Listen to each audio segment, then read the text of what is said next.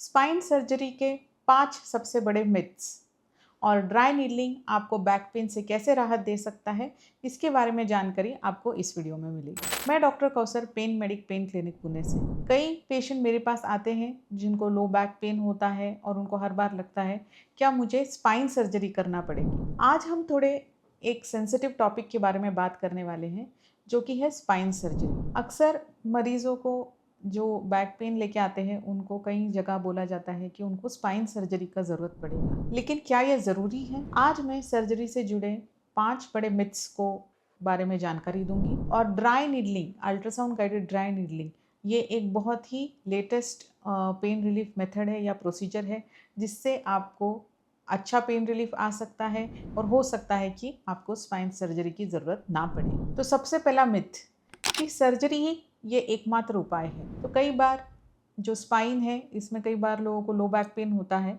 और वो एमआरआई करते हैं और एमआरआई में दिखता है कि जो गादी है या इंटरवर्टिब्रल डिस्क है, ये अपनी जगह से हिल गई है।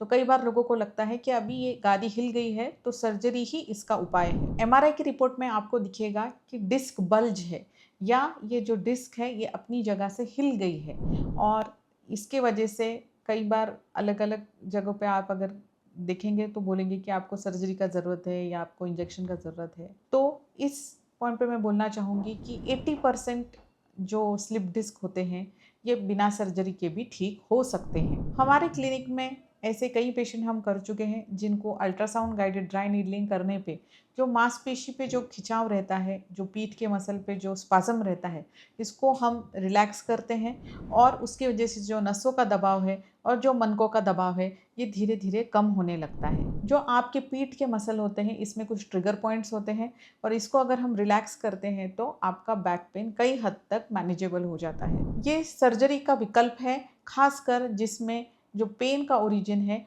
अगर ये मसल्स से है तो ये बहुत अच्छा काम करता है। दूसरा मिथ, ड्राई नीडलिंग एक प्लेसबो ट्रीटमेंट है। प्लेसबो का मतलब है कि ये दिमागी भ्रम है या मेंटली आपको लगता है कि हम ठीक हो जाएंगे तो इससे ठीक हो जाते, ऐसी बात नहीं है। तो ड्राई नीडलिंग ये एक प्लेसबो नहीं है, इसके पीछे साइंस है। हम सोनोग्राफी में जो खींच गए मसल्स हैं या जो स्पाज्म में मसल्स है, इसके अंदर ट्रिगर पॉइंट्स में हम लोग फाइन नीडल्स डालते हैं। ड्राई नीडलिंग एक एविडेंस बेस्ड थेरेपी है। जब सुई कोई स्पाज्म मसल या जो खिंच गए मसल अगर उसके अंदर से पास होती है तो एक ट्विच रिस्पॉन्स आता है। ये रिस्पॉन्स वो ब्रेन को भेजता है, जिसकी वजह से वहाँ पे हीलिंग प्रोसेस शुरू हो जाती है। उस जो स्पाज्म मसल है वहाँ का लैक्टिक एसिड कम होने लग जाता है, वहाँ पे सूजन कम होने लग जाती है और वहाँ का ब्लड फ्लो भी बढ़ जाता है। इसकी वजह से आपको पेन रिलीफ आता है। मिथ नंबर 3, एमआरआई में जो दिख रहा है, जो डिस्क दिख रही है, उसकी वजह से ही मुझे बैक पेन है। क्या आप जानते हैं कि 40 के ऊपर अगर किसी का भी अगर आप एमआरआई करेंगे तो 60% लोगों में कोई ना कोई प्रकार का स्लिप डिस्क दिखाई देगा, लेकिन असली जो पेन की जड़ है वो होता है मसल स्पाज्म, उसका पेन का कारण होता है। तो इस पे ड्राई नीडलिंग बहुत अच्छा काम करती है। आपकी वो जो एमआरआई में जो डिस्क दिख रही है वो आपका पेन का कारण नहीं भी होता है। कई बार पेशेंट आते हैं एमआरआई में डिस्क है, लेकिन जो डिस्क है उसके दूर कहीं तो उनको पेन होता है।